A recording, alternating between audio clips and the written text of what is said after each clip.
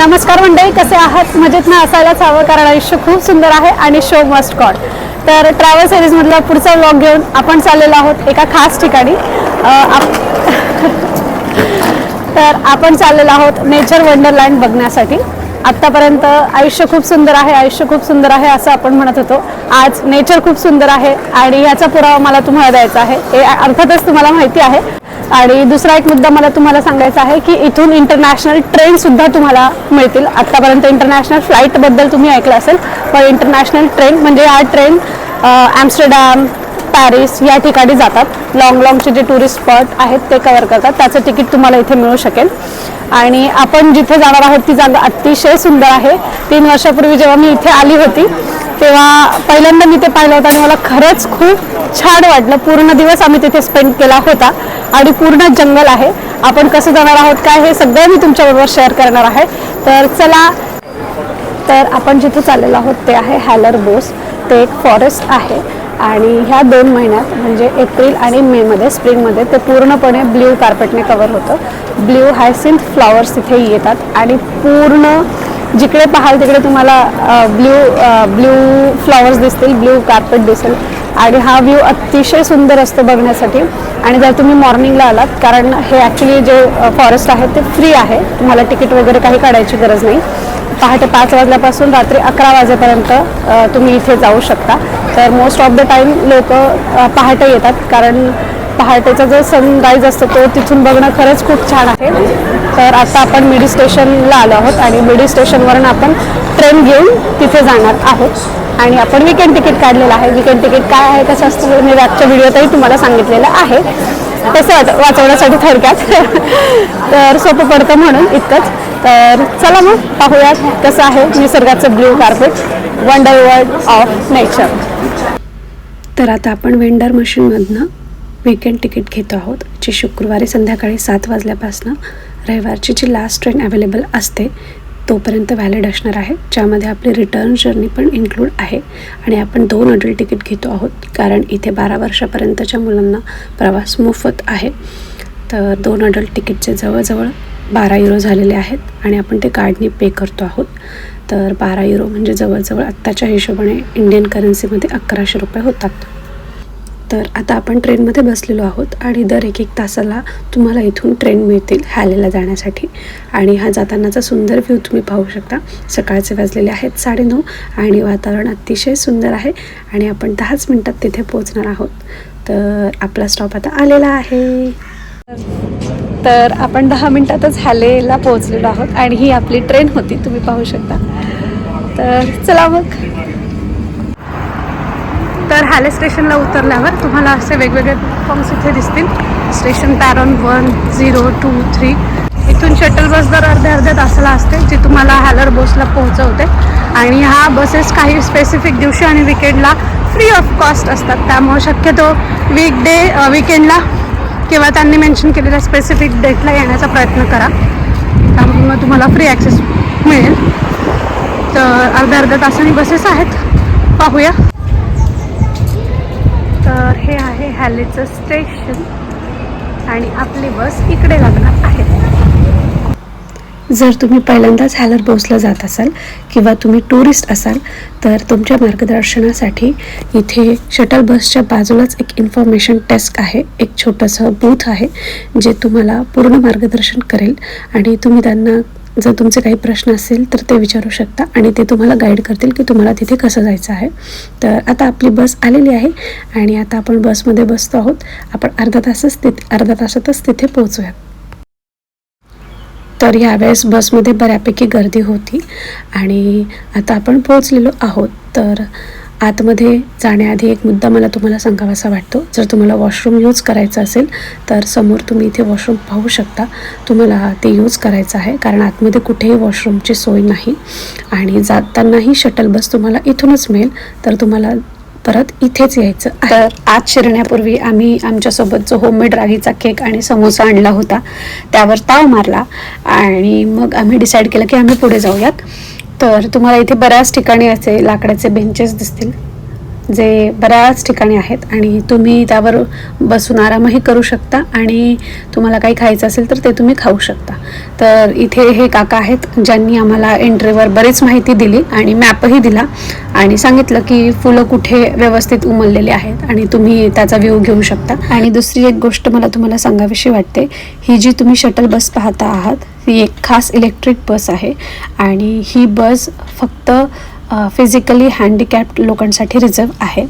यासाठी जेही physically handicapped लोक आहेत त्यांना ऑनलाईन बुकिंग करावं लागतं आणि मग ही फ्री शटल बस त्यांना पूर्ण फॉरेस्ट फ्री ऑफ कॉस्ट फिरवते.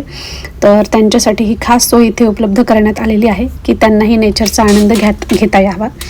तर ही गोष्ट मला खरंच खूप छान वाटली की ते या गोष्टीपासून वंचित राहू नये आणि त्यांनाही ही संधी मिळावी. तर हे मला खूपच कौतुकास्पद वाटलं. तर जातानाचा हा सुंदर दृश्य तुम्ही पाहू शकता.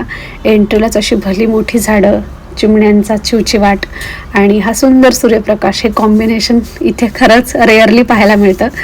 कारण सूर्यप्रकाश किती गरजेचा आहे हे इथे आल्याशिवाय खरंच कळत नाही.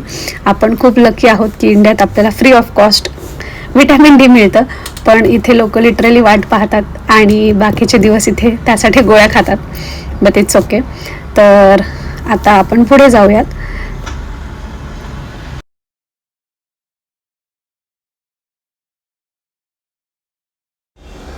तर दुसरी एक महत्त्वाची टीप मला तुम्हाला सांगावीशी वाटते. इथे येताना पहिलं वेदर कसं आहे ते पण चेक करा, कारण कधी कधी पाऊस असतो तर मग तुम्हाला तुमच्याबरोबर छत्री पण कॅरी करावी लागेल. तर जवळजवळ 1 किलोमीटर चालल्यानंतर आपण या भल्या मोठ्या चौकात येऊन पोहोचलेलो आहोत. अर्थातच याला चौक नाही म्हणता येणार कारण इथे ऑलमोस्ट 6 ते 7 रोड एका ठिकाणी येऊन मिळतात आणि ही भली मोठी जागा तुम्ही इथे पाहू शकता. तर इथे बरेच लोक हॉल्टही घेतात ह्या जागेवर आणि ह्या फॉरेस्टमध्ये तुम्ही सायकलिंगही करू शकता. सायकलिंग करण्याचा अनुभवही अतिशय वेगळा आहे इथे, कारण ट्रॅफिक वगैरे काहीच नाही आणि निसर्गाच्या सानिध्यात हे करणं खरंच खूप छान वाटतं.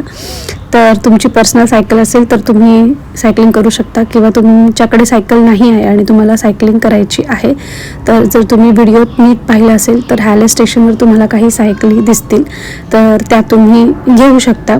अर्थातच त्याला तुम्हाला आर्सप्रमाणे पे करायला लागेल. तर तुम्हाला किती तासांसाठी सायकल हवी आहे किंवा त्याचे काय चार्जेस आहेत ते तुम्हाला पे करून तुम्ही सायकल यूज करू शकता आणि मग तुम्हाला तिथे परत ती सबमिट करायची आहे. तर आता आपण जातो आहोत पुढे. तर ही फुलं अतिशय नाजूक असतात त्यामुळे वातावरणाचा यावर बऱ्याचदा परिणाम होतो, म्हणून दरवर्षी यांचा कालावधी चेंज होत असतो. जर पाऊस पडला तर ही फुलं पूर्णपणे खराब होतात. त्यामुळं तुम्हाला दरवर्षी गव्हर्नमेंट अपडेट देत असतं की किती काळ हे फुलं असणार आहेत आणि कधी उमलणार आहेत ते सगळं तुम्हाला वेबसाईटवर मिळेल. आणि दुसरा मुद्दा असा की या फुलांच्या आतमध्ये तुम्ही जाऊ शकत नाही. जिथे जिथे रोड आहे तिथे त्यांनी दोन्ही साईडला रोप लावलेले आहेत, दोरी लावलेली आहे आणि त्या दोऱ्यांच्या मधूनच किंवा जो तुम्हाला डायरेक्शन दिलेले आहे तिथूनच तुम्हाला जायचं आहे. तुम्हाला आत जाणं अलाउड नाही आहे.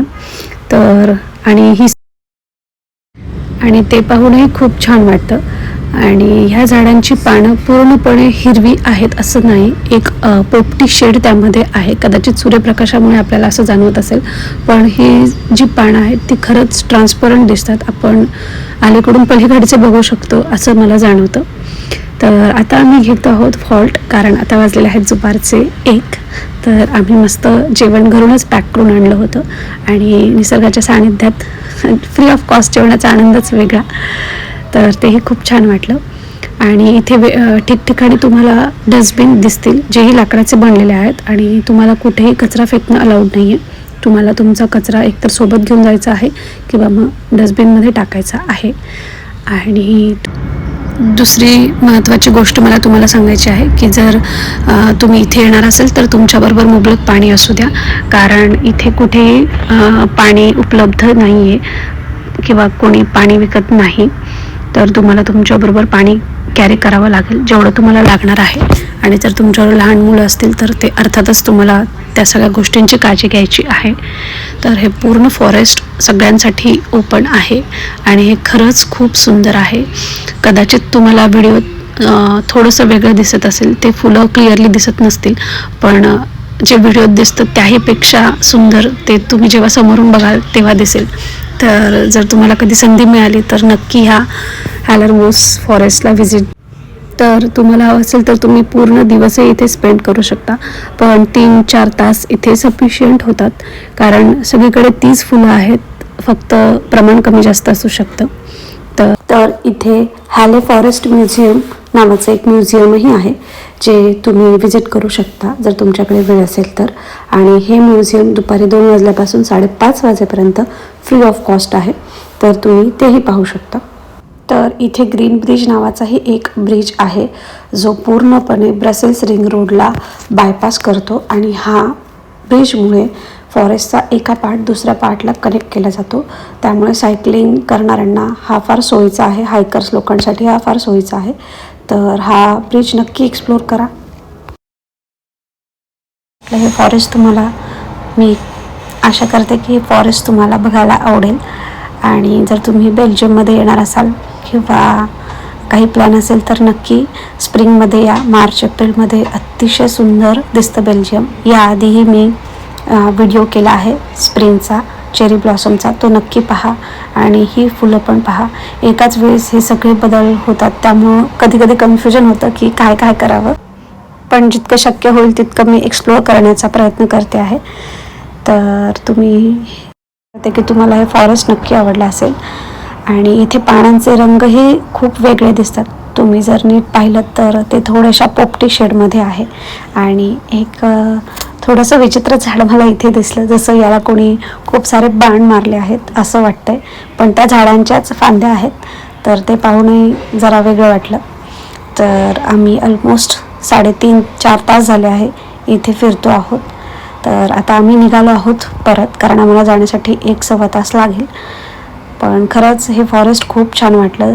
इथे सायकलिंग करणारे लोक भेटली, वेळोवेळी गाईड करणारे मॅप्स होते, आणि फोटोग्राफी करणाऱ्या लोकांसाठी तर ही पर्वणीच आहे.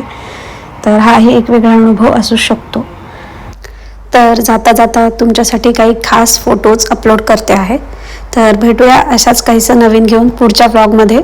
But before that, don't forget to like, share and subscribe. So जय महाराष्ट्र.